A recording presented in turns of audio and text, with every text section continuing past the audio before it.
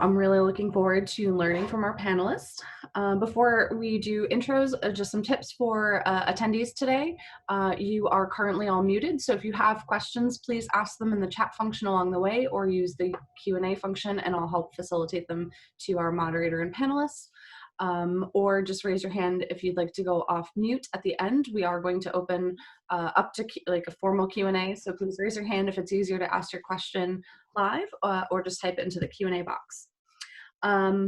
So I will introduce now Marian Hughes, the co-founder and managing partner for Tier 1 Partners. She'll be leading our conversation today. So Marian. Thank you. Hello, everyone. My name is Marian Hughes. I'm a founder and managing partner of Tier 1 Partners. We're an 18-year-old PR, digital, and content agency with offices in Boston and Chicago.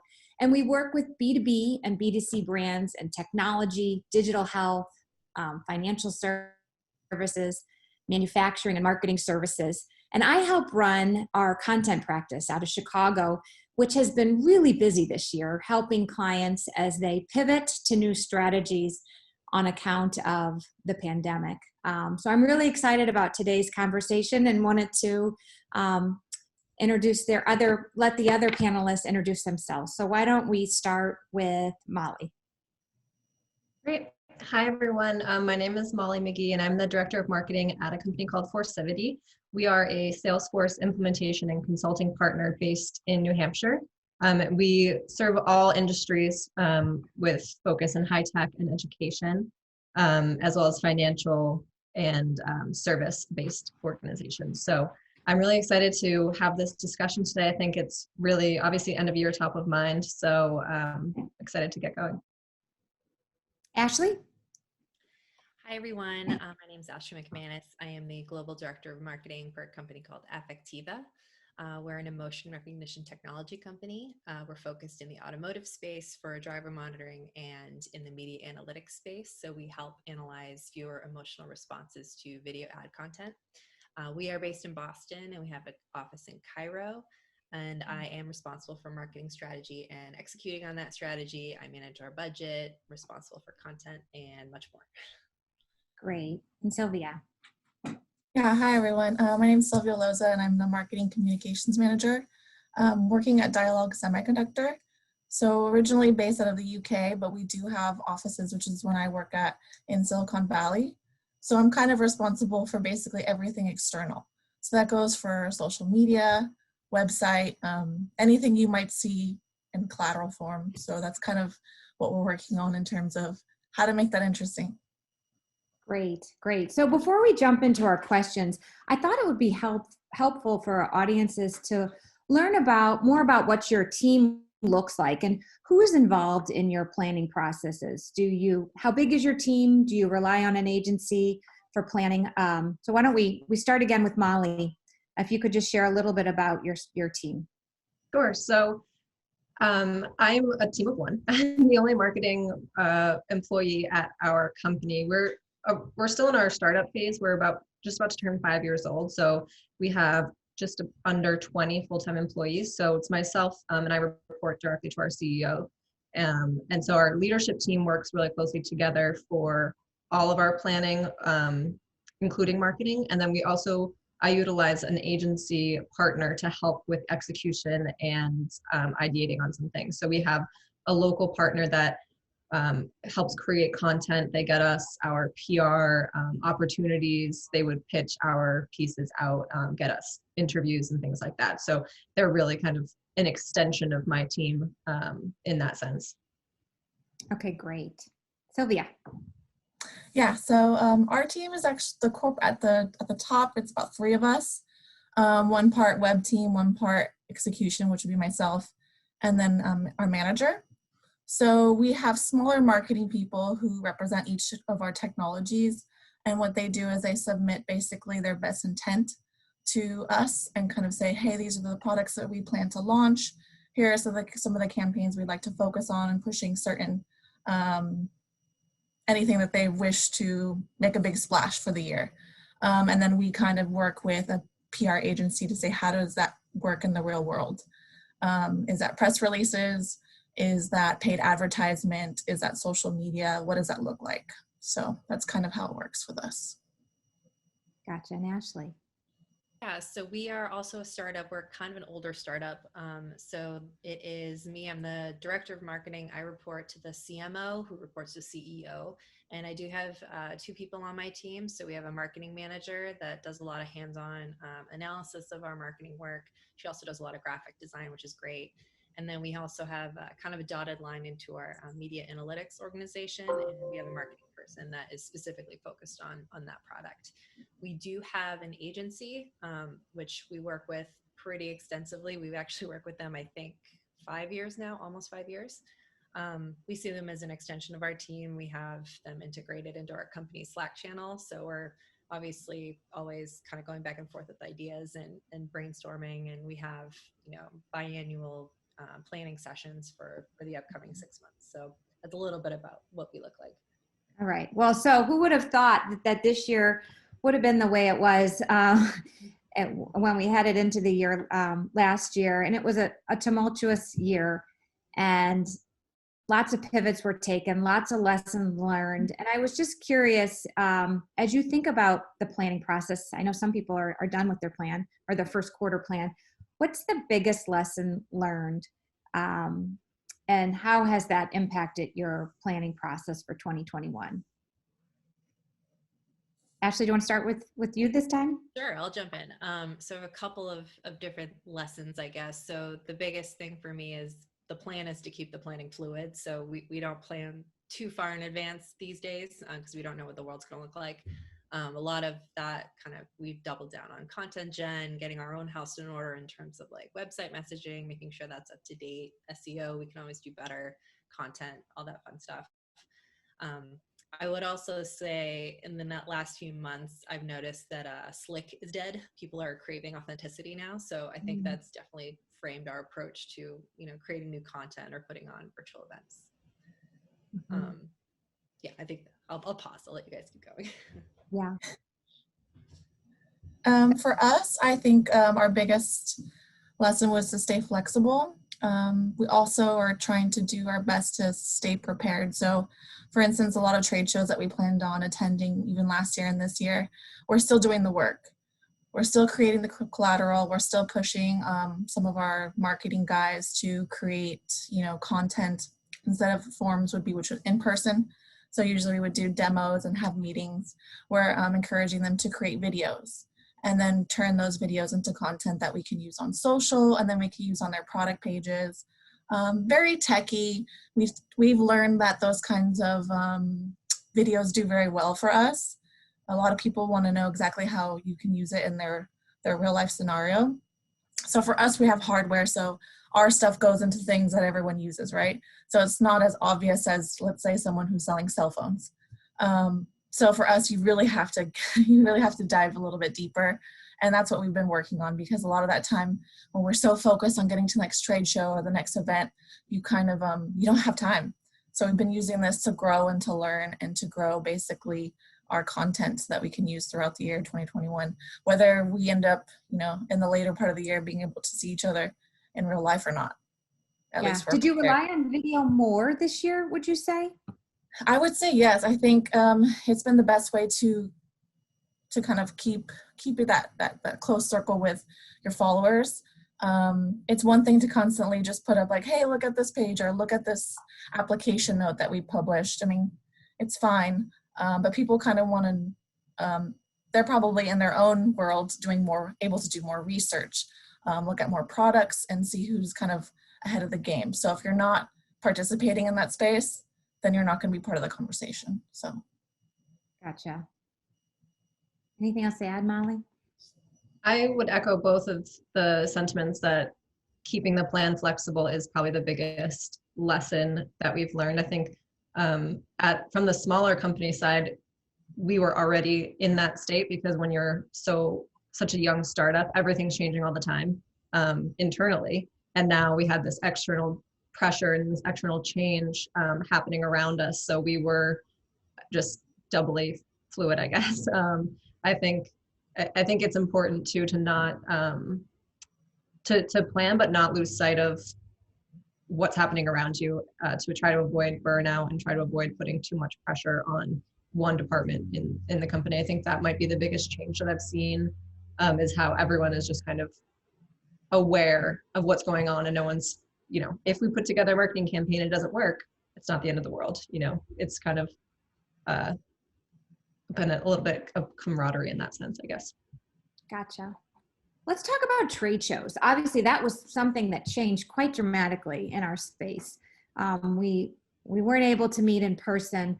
I'm curious how you are factoring in trade shows to your plans for 2021. Yeah, we aren't planning on going to any at the moment. And that's very different from where we were a year ago. We had 4 large kind of flagship conferences that we were putting into the budget and doing a lot of work for. The first one was actually supposed to be in March of last year. And up until like 3 days before, we still thought we were going. And so we obviously, like everyone else, had those taken out of our plans. We tried some digital conferences, some sponsoring virtual events, and it just wasn't exactly, it wasn't the same. And I think that next year there will probably be advancements in the technology for how we actually do those conferences to make it a little bit more valuable to the attendees and the sponsors. But right now, for the first half of 2021, we don't plan on attending even a virtual conference at this point. Good to know. Yeah, I think for us, for events, we're very, very leery about participating. One, because budgets kind of just froze in a sense of like, okay, let's kind of reevaluate what we plan on doing. Let's not spend too much money. Let's just kind of focus on, inside.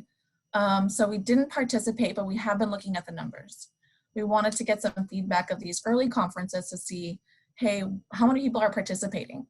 Of course, it doesn't tell you how many people, on average visited, whatever virtual booth or what kind of content was generated from that, but at least you can see who's participating. We instead moved to webinars and tried to do virtual events that way, which everyone seems to be doing. And what we're kind of experiencing here with online events is a little bit of webinar burnout. People are seeing a little fatigued. There was a huge peak in the beginning with really high engagement rates and registration and attendance, and definitely seeing that drop over the time. I mean, it could be, the holidays, it could be, the summertime lows, but definitely trying to figure out how to close that gap of, having that in person. The trade shows and those kind of events are really key to kind of building relationships and those kind of organic meetings that you would see or have at those trade shows. So losing that is pretty big for us. So just trying to figure out ways to make it seem like we're not missing a beat. Yeah, content optimization is a way that we help our clients with extending the life of investments and webinars. How can you take a snippet of something and use it in a different way across social or make it an offer? That's one strategy that we've been helping clients with. How about you, Ashley? How are you handling events? I was going to build on that as well. Awareness of Zoom fatigue, and we're trying to keep our events, short, lively, interactive. We actually, for this past year, experimented with live streaming. So we're still doing a lot of hosted webinars, but have found that live streams are a cool little way to just try something different and new, and people don't have to register for them. They just broadcast directly to people's Facebook or LinkedIn profiles. So for example, our CEO published a book last year in April, which is right at the height of the pandemic. She had a big speaking, book tour, and we had to cancel. So we had to pivot and get creative. So we decided to do a virtual book tour, which was all live streamed. So once a week, she would invite a guest, someone that was in her book or someone from her network, and just have a live Q&A of what was going on in the world, but also themes in the book, and interact with people. And we found that to be a really successful strategy. Outside of, we're still doing the webinars, we're still doing a lot of the repurposing, like you mentioned, of content. So we would do a webinar, and then we'd take the audio and put it into a podcast, and then we'd write a blog about it, and we'd post it on social. So we don't do anything in isolation, especially in these times. So definitely a lot of that going on for us as well. Right. Well, measurement is always a big factor in planning. And I'm curious to know, with so much changing every week, every day, how are you treating, how did you use measurement to plan for the new year? And has the frequency of the way that you're looking at the data changed? Should we start with you, Ashley? Yeah, I was just going to say, so in terms of measurement, we use HubSpot as our primary tracking tool. We've always have, so not too much really changed for us. In terms of, looking ahead, obviously budgets are still tighter, probably tighter than they used to be. So it's been definitely helpful to understand, what's most effective in terms of allocating our resources and time, and that helps us plan a little bit. We've also done a lot of experimenting with like paid social ads or other mini campaigns that have helped us inform how can we expand in those different areas and different topics and messages. So that's definitely been something that we'll plan for early 2021. Great. Yeah, I think that we're still figuring it out on our side too, of we're in the same boat as you guys have mentioned, of kind of doubling down on content and producing content that is valuable for the customers that we have, making sure that we're still supporting them while they're going through this kind of crazy time as well. And then also trying to attract our new customers. And I think the amount of content and the type of content that we've been producing is more than had been done in the past, and we're not sure exactly how to track that back to what we're seeing. So I think it's going to be a learning curve for us, or a learning process. Definitely, we use Salesforce software, so we have Pardot and we have like all of this data to look at. It's just knowing what we want to look at, I think, is where we're going in 2021, and just making, like, I think that the stuff that we're producing, we've heard anecdotally that people enjoy it and that they find it useful. And so it's trying to find that balance of like, we know that people like it, and like, do the numbers actually show that people like it, and not trying to balance too much on, or put too much weight on either one of those. So. Right. You mentioned that too, Sylvia, right? Mhm. Yeah, I think for us, we're kind of going through the struggle of, when the pandemic hit, we were in the middle of closing an acquisition, and it's our fourth acquisition since I've been with the company. So with that, it comes with new people, ideas, and platforms that they're already using. So trying to make sure that those can scale in a bigger organization has been kind of difficult, because sometimes they don't always. So researching, like the company before was using HubSpot. We looked into it and kind of realized it wasn't necessarily a good fit for us. We used other free options like MailChimp for newsletters and just basic email templates like that, but really trying to get a deeper dive into analytics. So not just like how many people clicked on a post or how many people watched a video, but conversion rates, or getting to those higher analytics, which will help us see what we're doing right. We do have a PR agency who kind of helps us with some of that, kind of like, hey, these are performing really well. This content, which is usually videos, anything interactive. And like with our webinars, we turn them into videos, and they live on our YouTube so that we could use them at a later date for people who may not have had time to join the live webinar, can kind of learn at their own speed. But just kind of taking basically small bits and pieces, but very elementary. We use basically our back end of our website to kind of tell us, basic breakdown, and we're still trying to work towards finding something that's a lot more sophisticated. So we're always chartered with infusing creativity each year, getting more, bringing new ideas to our plans and our thinking. And I was wondering, what approaches and resources do you use to infuse fresh thinking and creativity into your planning each year? I know, Ashley, you had mentioned that you have that Slack channel going all the time with your agency. Yeah, definitely.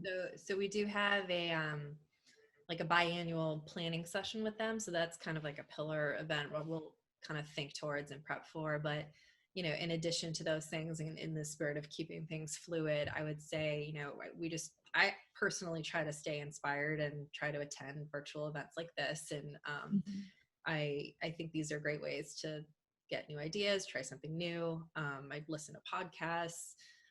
Also kind of weird, but I try to have non-work meetings with coworkers. You'll find that just talking through other stuff, things will kind of shake loose, or, talking through problems and people that aren't necessarily in your department, they kind of shed a different perspective. So I've had a couple of great ideas come out of someone that worked in HR. I just had a conversation with her. So just trying to stay inspired, and it's kind of hard when you're all by yourself in your house these days, but doing what you can to get out there and keep absorbing content is super helpful for me. Great ideas. I was going to say for us, we have a monthly, it's called a marketing council meeting, which is basically anyone who's involved with marketing. We kind of get together and people share ideas. Sometimes it's good, and sometimes it's, a little overwhelming in terms of too many cooks in the kitchen. But at the end of the day, people still feel like they've been heard. And sometimes the ideas may not work at the moment, but you can kind of circle back and say like, oh, I remember so-and-so had this idea for something and it might work here. We also look at not just competitors, but other people, like what other people are doing who may not be in the same, semiconductor, but we can kind of manipulate their strategy to kind of mimic something that would work for us. So being a little more open-minded. We've also had a few challenges within our entire organization, like quarantine challenges. We had, submit a video of what it's like to work from home, for you. And we have people all over the world from, Asia, Ukraine, the US, Europe, all over Europe. And it was just really exciting and fun to see how people's levels of creativity and just kind of seeing how we can implement, those creative, video ideas into something that we might use for social, or animation ideas, or reaching out to people who created fun little tunes and songs. And they may be silly and fun, but they kind of helped everyone feel like they were participating, and it was on all levels. It was from engineering to operations, sales. So that was kind of cool to see that there are other people outside of marketing who are creative and have fun ideas. So I encourage other people to reach out, because you'd be surprised at what you get. Yeah, that's a great idea. Mm-hmm. Yeah, I would echo what both of you said. I think it's so important to just like talk to people. I think especially if you live alone, or maybe you live with just a spouse and a child, it's like you need to talk to somebody other than the people that you talk to every single day. Like you just need to exercise your mind a little bit and, remember what that was like. And that kind of starts the juices flowing sometimes. Yeah. Does anybody invite other departments in to brainstorming for the plan?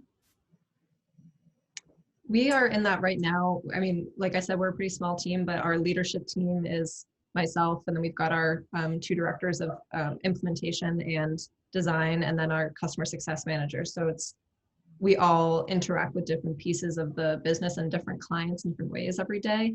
And so while we're putting together a 2021 plan, when all of us are able to talk about the different things that we're seeing, the different trends that we're noticing, it's just invaluable to hear other people's perspectives. So we're all very integrated in the planning process. Gotcha. I think for us, it's kind of been dependent. Let's talk about the marketing stuff. Oh, sorry. I was just going to say for us, it's been a little bit dependent on the situation. Sometimes we want people's feedback, and other times it's just too much. For instance, we're building a new website and, sharing certain pages with different groups just to see, does this work with the customer journey, or how does this layout look like, just getting people's feedbacks. And it was all over the place. Some people hated it where others people loved it. So for that, I feel like it's great to hear other people's opinion, but it's definitely situational, and you have to take it with a grain of salt because not everyone's going to like the same thing. Yeah, that's true. It's always the challenge of opening things up. Yeah. I was curious about marketing tools and technology. Did you start using, Ashley, you mentioned that your team started to use streaming more. I was curious if you've discovered a new tool this year that has been helpful with the situations that we're using, and is there anything that you are thinking about investing in 2021 that you didn't last year?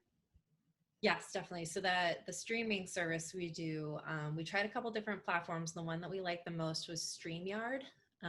It's actually fairly cheap of a platform, and it's super easy to use and intuitive. So definitely something we're going to continue to be using moving forward. And then I mentioned we use HubSpot. We use Slack for team communications. We use Zoom, obviously, for meetings, but also Zoom webinars, which is a different feature, which I didn't really realize until this year that you can do. And then other, I guess, paid social programming, with like LinkedIn is our big focus. So we're definitely, like I mentioned, we were doing a couple experiments this year. So we have a couple of bigger campaign plans that will probably expand leading to the first half of 2021. Oh, that's good. So you were pleased with your campaigns that you ran this year? Yep, definitely. Yeah.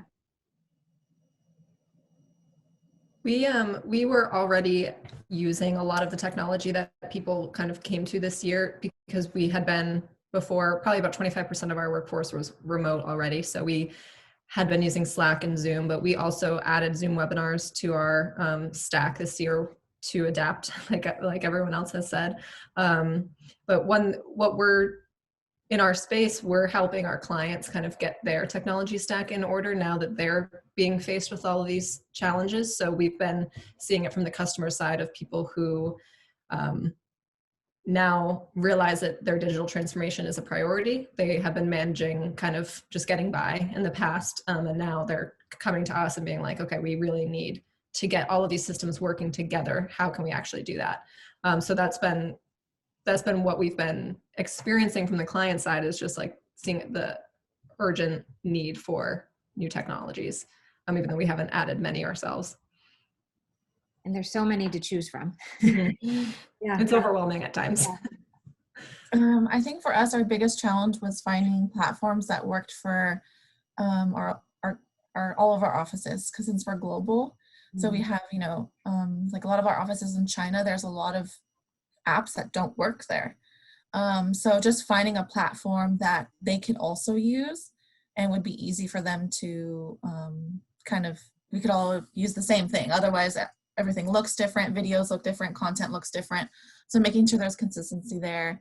We did jump onto GoToWebinar, which is just another form of GoToMeeting, which is it's a very older platform. I remember using it in a couple lifetimes ago, but it works well. We're able to record our videos, which we use to promote on social media. So very easy analytics, navigation. It seems to work pretty intuitively as well. No one's had any problems with it. So the webinar thing is kind of the only new tool that we've actually got on board and started using right away. And again, like I mentioned earlier, is what we're really looking forward to is more of analytic tools. So something that's more we could all use together in terms of, we use it for email campaigns, we can use to track social media engagements, just kind of something that is more, instead of using 4 different small free ones, let's use one concise tool that we could all kind of see the bigger picture, because seeing the bigger picture is really big. I find a lot of people want to know what happened with their campaign. A lot of people want to know who's looking at their product pages, what kind of leads are we getting from them? So those are the kind of questions I've been getting a lot from people within our organization is, hey, can you tell me how many hits, my data sheet got? It takes a lot of time to kind of dig deep and, see from, this time period, how many people visited their web page or their product page or who clicked on it. So just getting something that's a little more comprehensive is something that we're looking forward to in the future. Okay, that's good. So last question, I think, before we open it up to the audience, but I know that we have a lot of members in the audience that are from agencies. And I'm curious, when you work with your agency partner, what do you feel is the best way to work with an agency during the planning process? Do you have any tips for members of the audience who are from agencies on how you feel they could be the most helpful? Might have mentioned this at the beginning, but I mean, we've had the same agency for years now, but we treat them as an extension of our team. So like I said, we do have them on a couple of our Slack channels, and just that immediate accessibility allows for a lot of real-time brainstorming and ideation. I'll give an example actually recently. So we have that Wall Street Journal article that came out kind of denouncing Dr. Jill Biden. Our CEO has the same kind of issue. She has a doctorate in, I think it's computer science, and she has had the same issue, like male people get introduced at events as doctor, and she's gets introduced as Rana. And I threw that out there. I was like, what do you think about this? And they're like, oh, we should write something. And we crafted a social post basically on the spot. So that kind of real time, I guess it's newsjacking a little bit, but Right. something like that is super helpful. And being that close with the agency, I could see like getting lost in a slog of emails, you know? So anything you can do to kind of up the communication and the closeness with your agency is really appreciated. Good advice.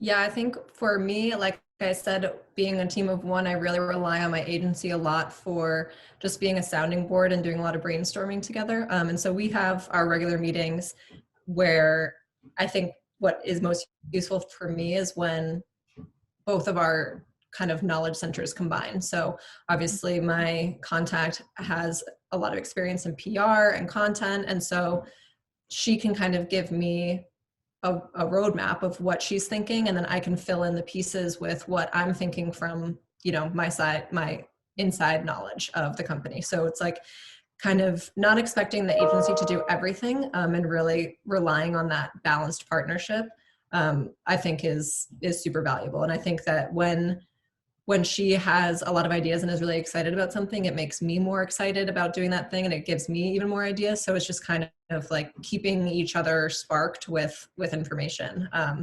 And we only meet once a week usually, and then we'll have some chats in between. But I think it's also super important to monitor burnout and workload and make sure that you're not talking 3 times a week when you don't really need to, or you're talking every single day when you don't really need to, because I think it puts pressure on both sides to have new ideas every single day, and it's just, that's not human, you know, to have something new every day. So kind of monitoring that has been super helpful for us. Yeah, that's good. I think the only thing I would add to that is that just to use your agency's connections and building those relationships, because those relationships are something that I don't have on my own. So the fact that they are so in tune with, you know, the analysts or, you know, the people that we want to talk to or want, you know, their readers to look at our stuff. So that was been very important for us to have an agency who has really good relationships with the industry that's specific to us. And making those connections. Yeah. Absolutely. Good. Well, Amanda, are we going to be opening up for some questions? Is that right? We are, and I actually have one first for you, Marion.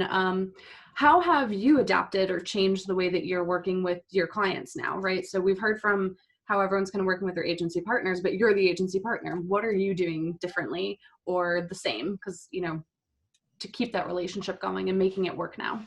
Yeah. So I would say more frequent communication with our clients is very important.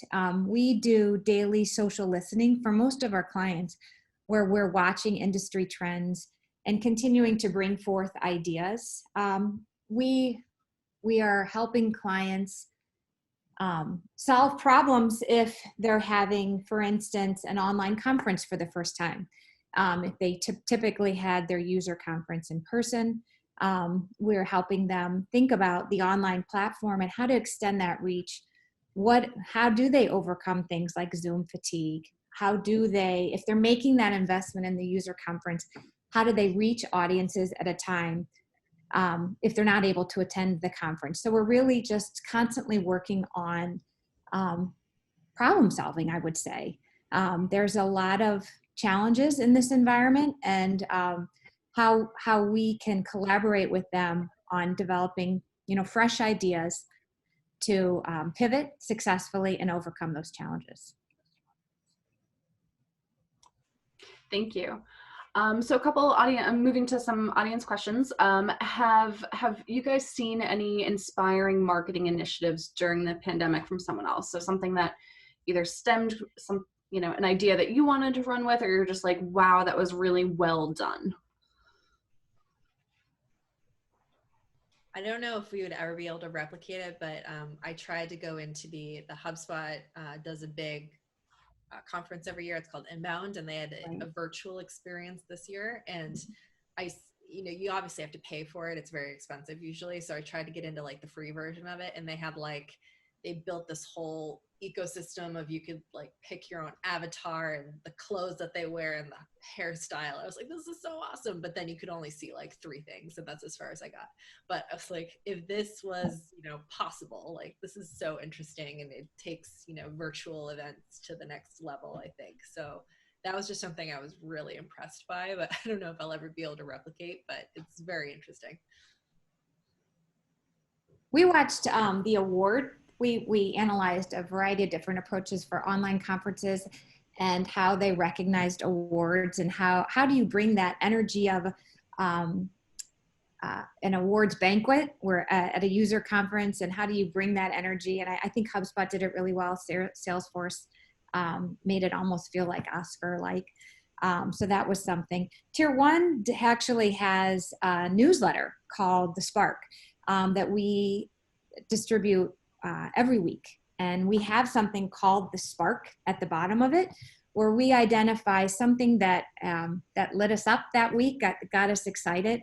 And it's a great tool that we develop for our clients and for our team to just keep everyone energized and looking around at interesting things that are going on in the industry.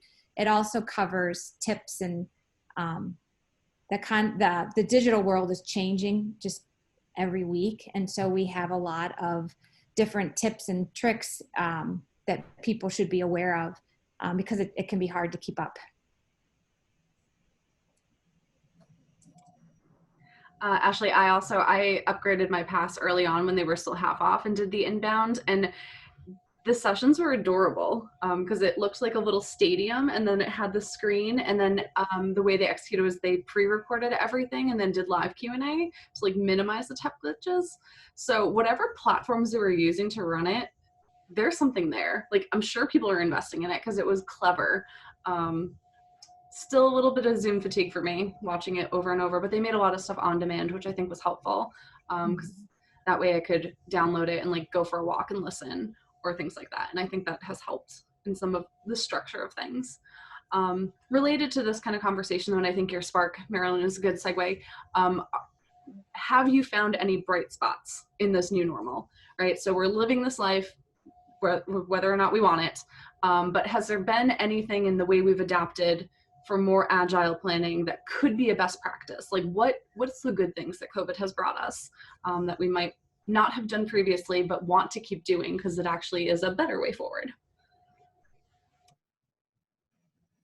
I can speak to that. I think for maybe not necessarily for external, but I know internally it's forced us to communicate more, especially with like our CEO and messaging.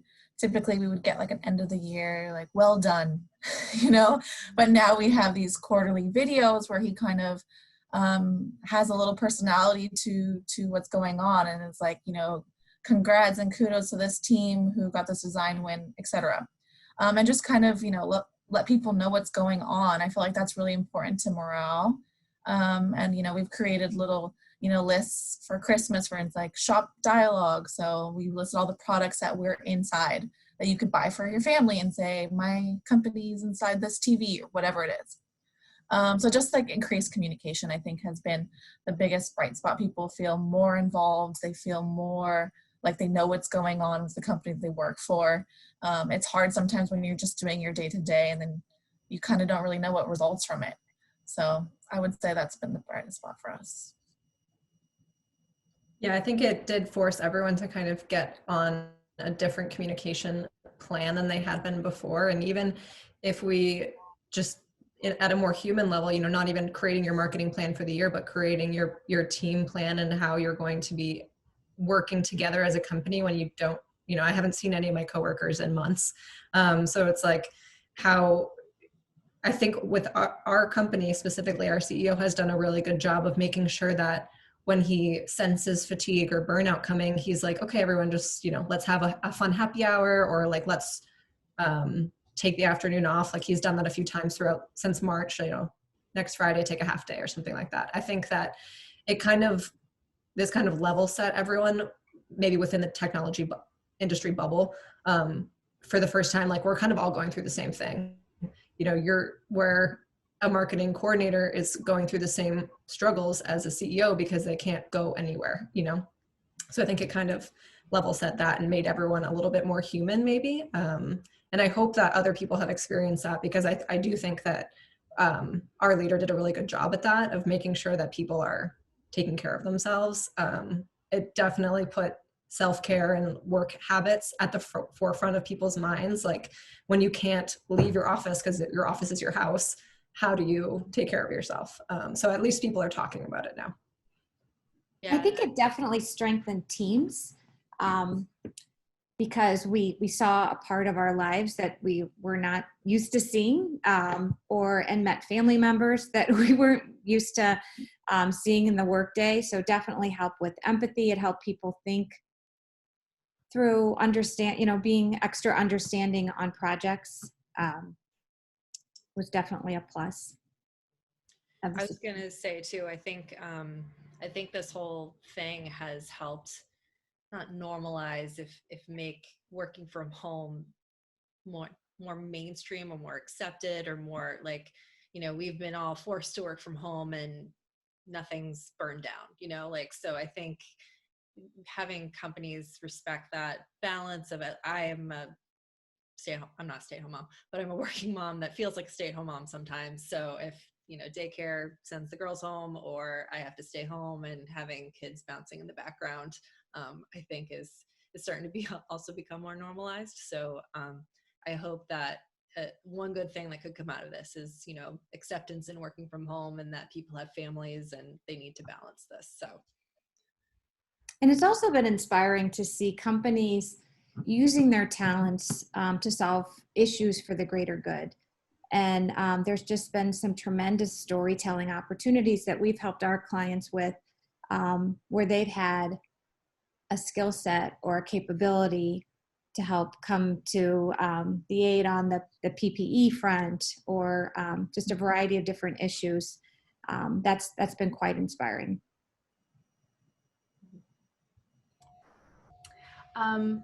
This is amazing. For me personally, kids and pets are the bright spots during meetings. I love when there's those interruptions. I have a cat that slacks everyone, and everyone just kind of has accepted that now. When they get random letters, I'm like, that's from Ellie, sorry. But I think it has helped make us a little more human, and appreciate those interruptions that are so welcomed now, right? Sometimes my brain needs a break from what we're doing, and getting a kid asking for a snack is kind of nice, because I too want a snack. So I'll do our final question before we wrap up. You guys talked a lot about content, especially, content and pivoting to virtual and online marketing and events. And Ashley did a great job diving into like what you've been doing. But what else are you guys doing for new content next year that you might be excited about? Either trying something new or doing something new. And then Marian, customizing this question for you a little bit. How are your teams adapting, right? So are you finding that your PR people are doing less media outreach and focusing their efforts more on writing, or what else are your teams adapting for whatever is happening now? Great. Do you want me to start? Sure. I would say that all of our practices are growing. There are, still so many strong stories to tell on the media front. And so social listening is really crucial in terms of finding opportunities for our clients. So our media teams are quite busy. On the content front, I would say that we are always watching new tools and technologies, and so we're busy. We're busy at looking what's out there, and trying to apply fresh thinking, fresh programs to our clients. Our clients are turning to us for, just numerous content pieces. I don't know if I'm answering your question. Yes, you are. Yeah. Yeah. I would say so it's not like one side is busier than the other. there's really a strong need on both sides. Mhm. I would say for us, what we're trying to do this year is really focus on the content creation. It's always been at the front, but just the time was never there because you're going from this trade show or that trade show. So we're actually creating a tech series, and it's basically what you might find if you were going to someone's booth and someone wanted to show you a demo of what they were working on. So having each marketing group create a storyboard, and we have an internal video person who is creating these tech series that we can then use on our website.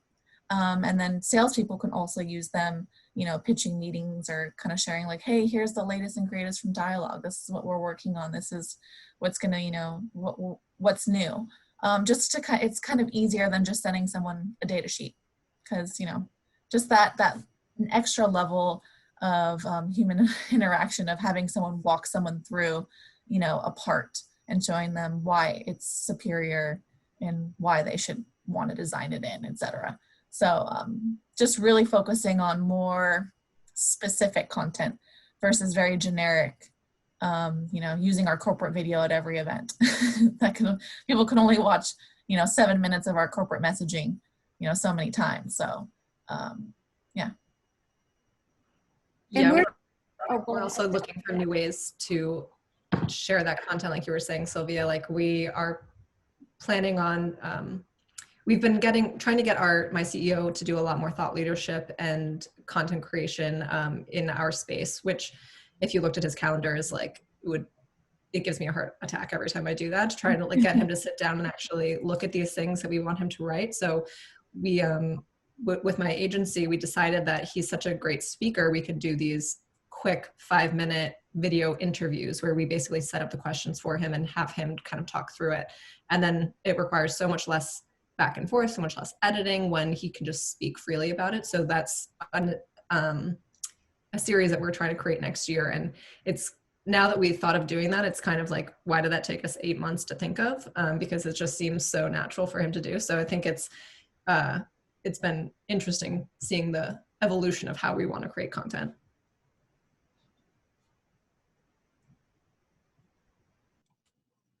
All right, I'm going to throw out to our audience any final questions that you would like to get in for today.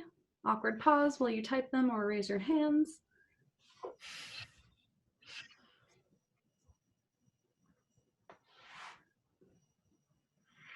All right. Well, I'd like to thank all of our panelists and Marion for hosting today.